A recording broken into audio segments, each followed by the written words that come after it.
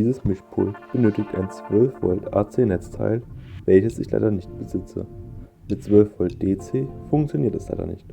In diesem Video werde ich das Gerät auf eine Eingangsspannung von 5 Volt DC umbauen. Zuerst muss das Mischpult auseinandergenommen werden.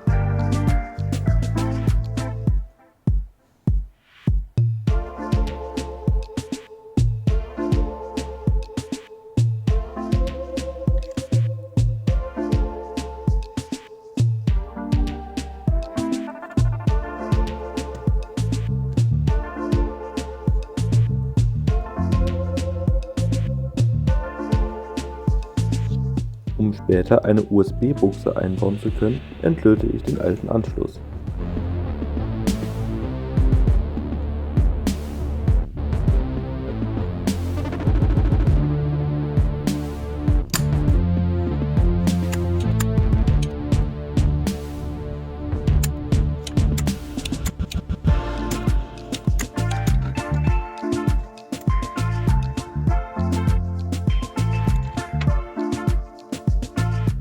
Auf einem Breadboard habe ich die Schaltung für ein neues Netzteil ausprobiert. Um eine Art Wechselspannung zu erzeugen, nutze ich den L293D. Dies ist ein 4-Halbrücken-IC und wird in der Arduino-Welt oft als Motortreiber verwendet. Gesteuert wird er von einem Arduino Nano.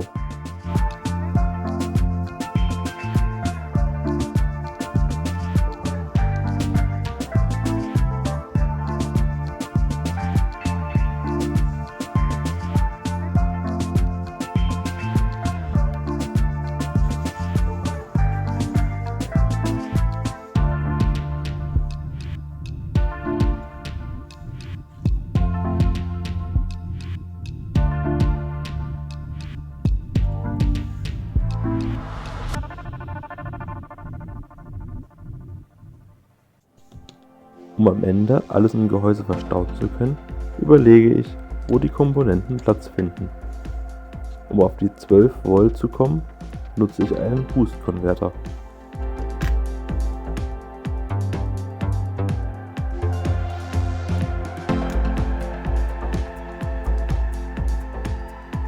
Als Anschluss habe ich einen zeitgemäßen USB-C-Anschluss gewählt.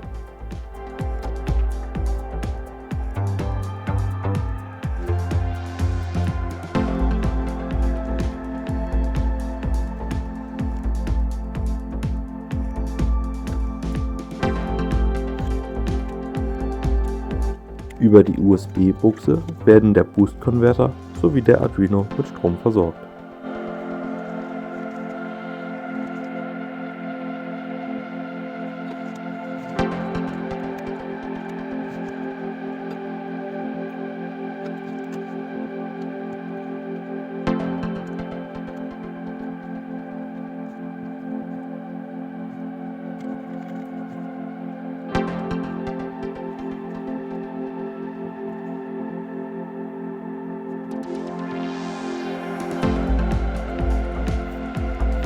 Der positive Ausgang des Konverters wird mit dem VCC2-Pin des ICs verbunden.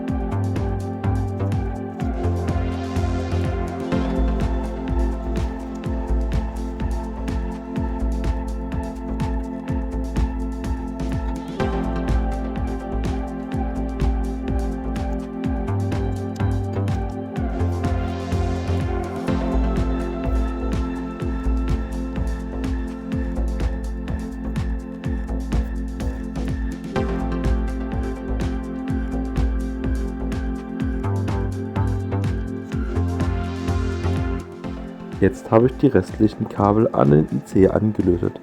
In Weiß die Input-Signale und in Gelb das 12 Volt AC Ausgangssignal. Schwarz verbindet alle Minuspole und Rot den VCC1 sowie Enable-Pin mit plus 5 Volt.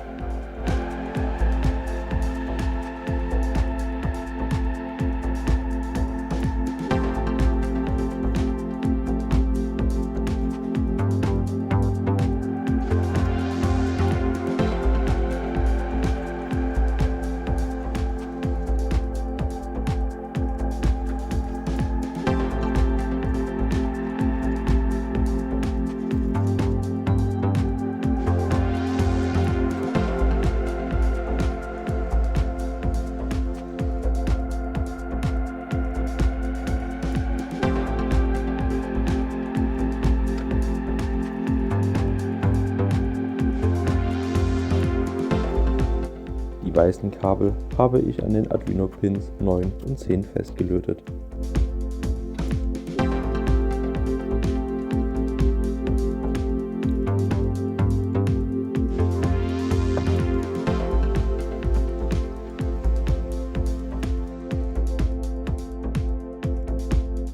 Im Arduino Code gebe ich zuerst die zwei zu benutzenden Pins sowie die zu wartende Zeit ein. Im Setup werden die Pins als Ausgang festgelegt. In dem Loop wird immer ein Pin High und einer Low gestellt und dann die Wartezeit gewartet. Diese ist am Ende für die Frequenz verantwortlich. Danach tauschen die Pins ihren Zustand.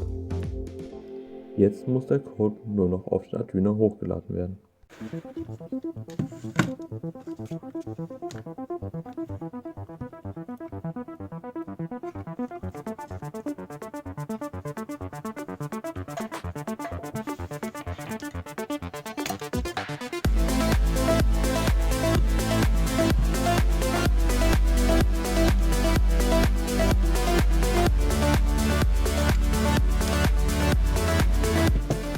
Vor dem Einbau überprüfe ich noch einmal die Schaltung mit meinem Oszilloskop. Ich habe mich bewusst gegen die eigentliche Standardfrequenz von 50 Hz entschieden, da diese im Mischpult zu starken Störungen geführt hat.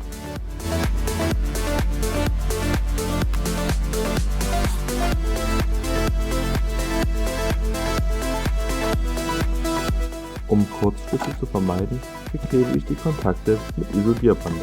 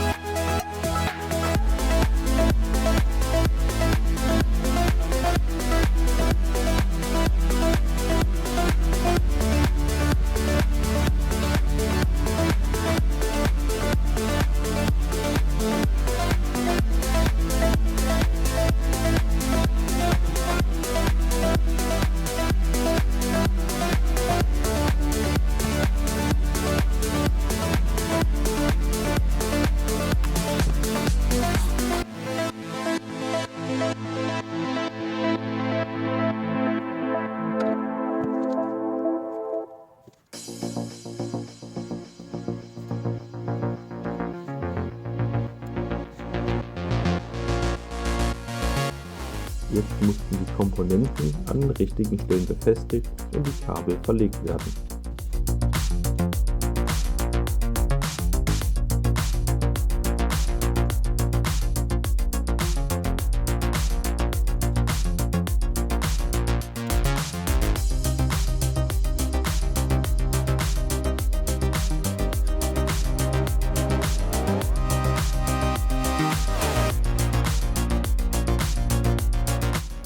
Die gelben Kabel habe ich an den Lötstellen der alten Buchse festgelötet.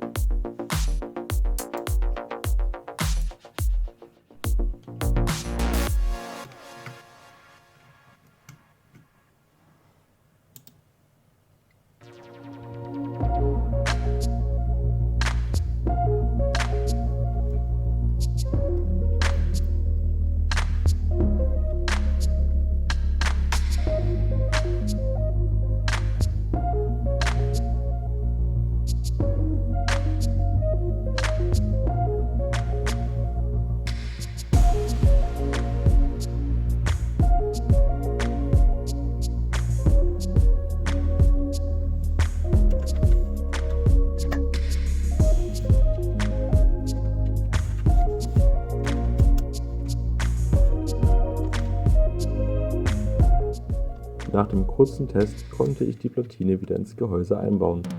Den USB-Anschluss habe ich einfach mit etwas Sekundenkleber angeklebt.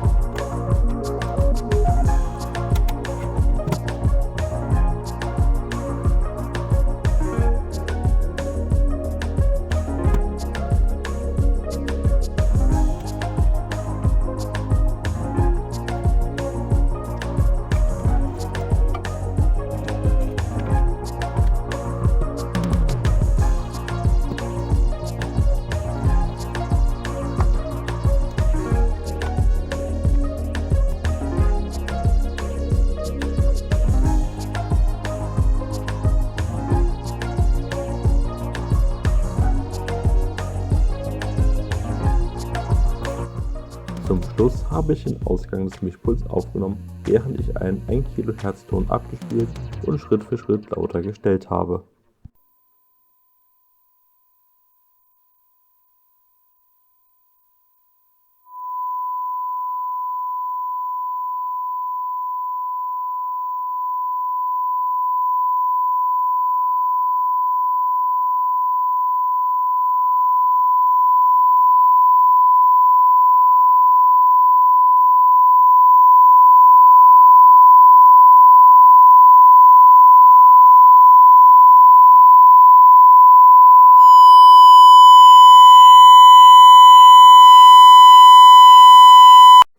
Und nun noch die vom Mischpult kommenden Störgeräusche ohne Signal per voller Lautstärke, welche man bei normaler Anwendung nie nutzen wird.